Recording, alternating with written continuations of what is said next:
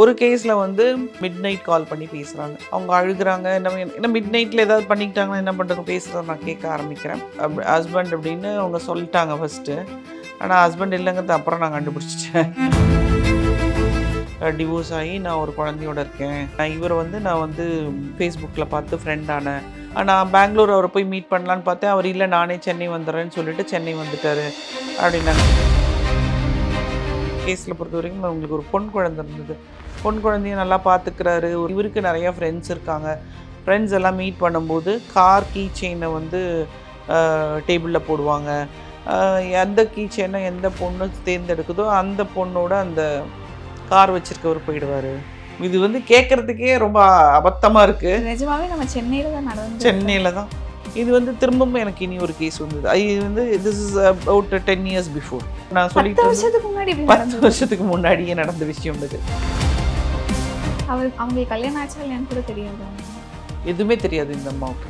இந்த அம்மாவுக்கு ஒரு குழந்தை இருக்குது, பொன் குழந்தை இருக்குது. நான் சொன்னேன், ஒரு பொன் குழந்தைய இவரோட நீ தைரியமாக வச்சுக்கிட்டு இருக்கேன்னா நாளைக்கு இந்த பொன் குழந்தை ஏதாவது பண்ணிட மாட்டானாமான்னு கேட்டேங்க. ஆச்சி மசாலா எந்த சமையலும் ருசி தேடும் ரகசியம் 20 ரூபாய். Giriga's summer sale. Buy any AC and get free 2 nights 3 days holiday package. Red நாள் அங்கே வியூவர்ஸ் எல்லாருக்கும் வணக்கம். இன்னைக்கு நம்ம கூட டிடெக்டிவ் மாலதி மேம் இருக்காங்க. மேம் வணக்கம். மேம் வணக்கம் மேம். இப்போ வந்து ஒரு கல்ச்சர் போயிட்டுருக்கு, நீங்கள் பார்த்துருந்துருப்பீங்க, அந்த ஸ்ட்ரேஞ்சர்ஸ் மீட் அப்படின்னு சொல்லிட்டு. அதாவது முகம் தெரியாத முன்னாடி பரிச்சயம் இல்லாத நபர்கள் ஃப்ரெண்ட்ஸாக வந்து அப்போ தான் ஃபஸ்ட் டைம் ஒன்று கூடி எல்லோரும் ட்ரிப்பாக வந்து போவாங்க. அங்கே நிறைய பேருக்கு அந்த ஃப்ரெண்ட்ஷிப் அப்படிங்கிறது வந்து பில்ட் ஆகும். இந்த மாதிரி ஒரு கல்ச்சர் இப்போ வந்து போய்கிட்டு இருக்கு மேம். உங்களுக்கு என்ன, உங்களுடைய பர்ஸ்பெக்டிவ் என்ன மேம் இது? அதாவது முன்னெல்லாம் ரயில் ஸ்நேகம்னு சொல்லுவாங்க. ட்ரெயினில் போகும்போது ரொம்ப நேரம் ட்ராவல் பண்ணிட்டு போகும்போது உட்காந்து அவங்களோட பேசிகிட்டே வரும்போது அவங்க வந்து நண்பர்களாகிடுவாங்க. அந்த மாதிரி வந்து எங்கள் ஹஸ்பண்டுக்கு ஒரு நண்பர் இருக்காங்க. ஸ்டில் அதாவது எங்கள் ஹஸ்பண்ட் வந்து லா காலேஜ் படிக்கும்போது அந்த மாதிரி ஒரு ஃபேமிலி வந்து நண்பராக ஆகுறாங்க. இன்றைக்கி வரைக்கும் நாங்கள் அவங்களோட நண்பர்களாக இருக்கிறோம். அது அந்த காலம். இன்றைக்கி வந்து எந்த மாதிரி ஆகுது அப்படிங்கிறதெல்லாம் வந்து சொல்ல முடியல. ஏன்னா நான் 2-3 விஷயங்கள் நான் இந்த கேஸாக நான் எடுத்து பண்ணலை. ஒரு சில விஷயங்கள் வந்து என்னுடைய மனசுக்கு இது சரின்னு பட்டால் மட்டும்தான் அந்த கேஸ் எடுத்து நான் பண்ணுவேன். இது 2 இன்சிடென்ட்ஸ் எனக்கு வந்து 2 வெவ்வேறு லேடிஸ். ஒரு கேஸில் வந்து எனக்கு ஃபோன் பண்ணிவிட்டு பயங்கரமாக அழுக ஆரம்பிச்சிட்டாங்க. எனக்கு வந்து என்ன ஏதாவது பண்ணிவிடுவாங்களோ அப்படிங்கிற மாதிரிலாம் எனக்கு ஒரு பயம் வந்துடுச்சு. அதனால் அவங்க பேசுகிறது வந்து நான் கேட்க ஆரம்பிக்க வேண்டியதாகிடுச்சு. மிட் நைட் கால் பண்ணி பேசுகிறாங்க. அவங்க அழுகுறாங்க. என்ன மிட் நைட்டில் ஏதாவது பண்ணிக்கிட்டாங்கன்னா என்ன பண்ணுறது, அவங்க பேசுகிறத கேட்டு at least they will calm down cool down அப்படின்னு சொல்லிட்டு அவங்க பேசுகிறத நான் கேட்க ஆரம்பிக்கிறேன். அவங்க சொல்கிறாங்க, இந்த மாதிரி எனக்கு நரக வேதனையாக இருக்குது அப்படின்னு. என்னம்மா நரக வேதனை? இல்லை எங்கள் ஹஸ்பண்ட் வந்து ஹஸ்பண்ட் அப்படின்னு அவங்க சொல்லிட்டாங்க ஃபஸ்ட்டு. ஆனால் ஹஸ்பண்ட் இல்லைங்கிறது அப்புறம் நான் கண்டுபிடிச்சிட்டேன். நான் வந்து நாங்கள் 2 பேரும் ஒன்றா இருக்கிறத கேமராவில் எடுத்து போடுறாங்க.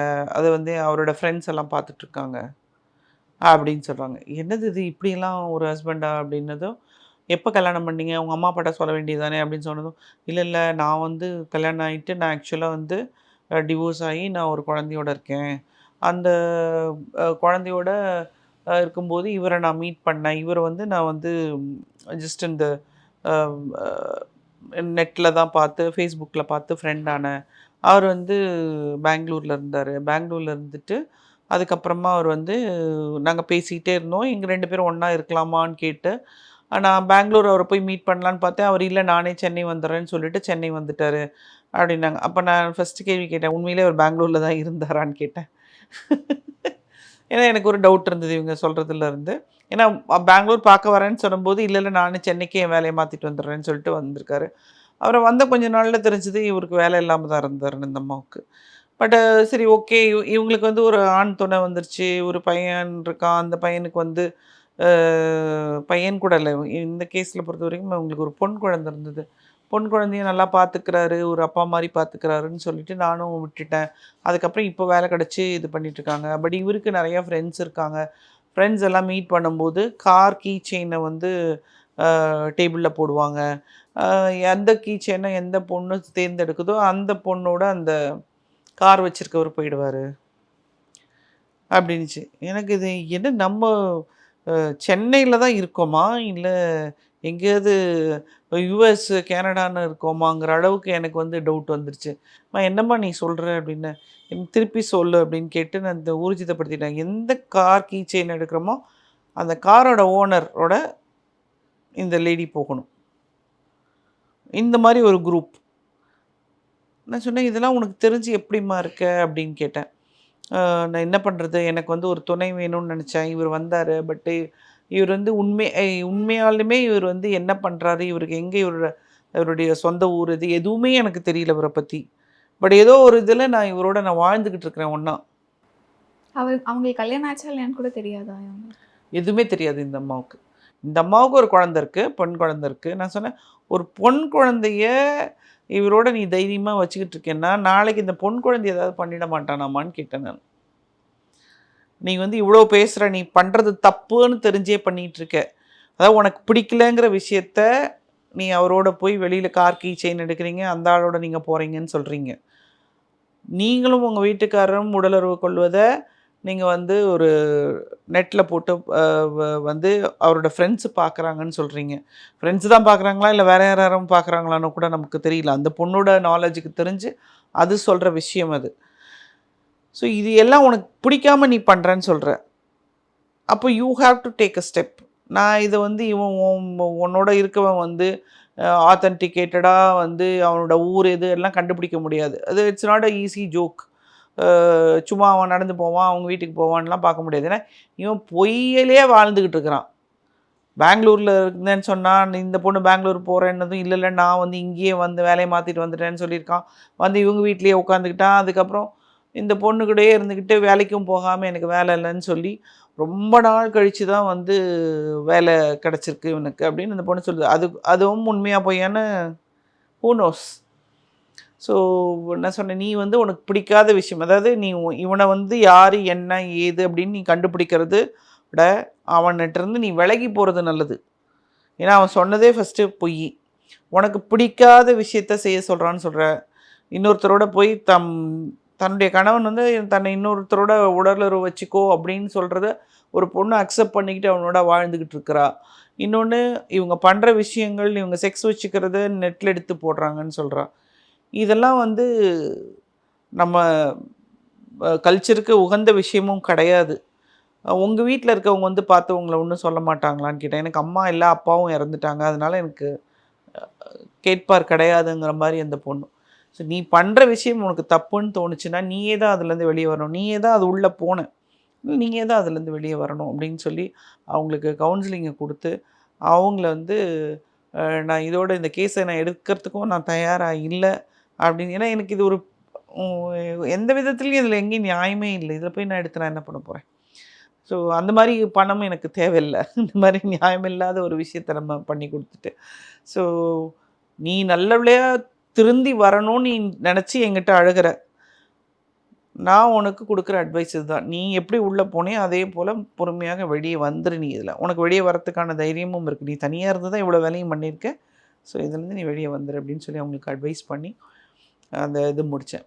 இது வந்து திரும்பவும் எனக்கு இனி ஒரு கேஸ் வந்தது. இது வந்து this is about 10 years before. இது நான் சொல்கிறது. இப்போ சொல்ல போகிறது.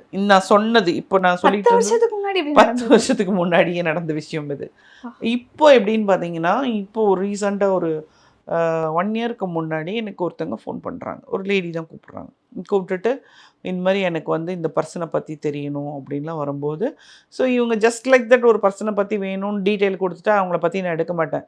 ஐ really want to know in which case I am working, whether I am working for a genuine person first. ஒரு நல்ல விஷயத்துக்குன்னா அந்த இதை நான் செஞ்சு கொடுப்பேன். ஒரு நல்ல விஷயம் இல்லை அப்படின்னு என் மனசுக்கு பட்டுருச்சுன்னா அந்த கேஸை நீங்கள் எவ்வளோ ரூபா கொடுத்தாலும் நான் எடுக்க மாட்டேன். இது என்னுடைய ஒன் ஆஃப் த கண்டிஷன்ஸ். அப்போ அவங்க வந்து சொன்னோன்னே எதுக்கு நான் சொன்னேன், எதுக்கு எடுக்கணும்னு கேட்டதும், இல்லை நீங்கள் எடுத்து கொடுங்கன்னா எடுத்து கொடுக்க மாட்டீங்களான்னுச்சு. நீ சொல்கிற மாதிரிலாம் எடுத்து கொடுக்க முடியாது. நான் செய்கிற வேலை நான் சரியான வேலை செய்கிறேனா இல்லையாங்கிறது எனக்கு தெரியணும். I have to decide whether to take it or not. நீ எனக்கு என்னன்னு சொல்லு. இல்லைங்க, நான் வந்து ஒரு குரூப் ஆஃப் பீப்புள் நாங்கள் இருக்கோம் அப்படின்னா, ஆல் ஏஜ் குரூப்ஸ். அவங்க சொன்ன ஏஜெல்லாம் பார்த்தீங்கன்னா, ஒன்று பார்த்தீங்கன்னா 30 வயசில் இருக்கும், ஒன்று 40 வயசில் இருக்கும். 50 வயசுலேயும் இருக்கும், இந்த ரேஞ்சில் இருக்காங்க. 25லேருந்து 50க்குள்ளே இருக்கிற வந்து கப்புள்ஸ் ஒரு குரூப். ஓ கப்புள்ஸ், கணவன் மனைவி, கணவன் ஓ மனைவி கப்புள்ஸ். ஓகே. இவங்க எல்லாரும் ஒன்றா சேர்ந்து வெளியே போகிறது, இவங்க எல்லாரும் ஒன்றா சேர்ந்து இதே இப்போ நான் சொன்னேன் இல்லைங்களா, அதே மாதிரி ஒருவரோட யாருக்கு யாரை பிடிக்குதோ அவங்களோட உடலுறவு கொள்வது. இதுக்கு ஒரு குரூப்பை எப்படியோ ஒரு குரூப்பை அவங்க ஜாயின் ஆகிறாங்க. இந்த லைக் மைண்டட் பீப்புள்ஸ்ன்னு ஒன்றா வாங்கன்ற மாதிரி இந்த மாதிரி தாட்ஸ் உள்ளவங்க ஒரு குரூப்பாக மாறிடுறாங்க.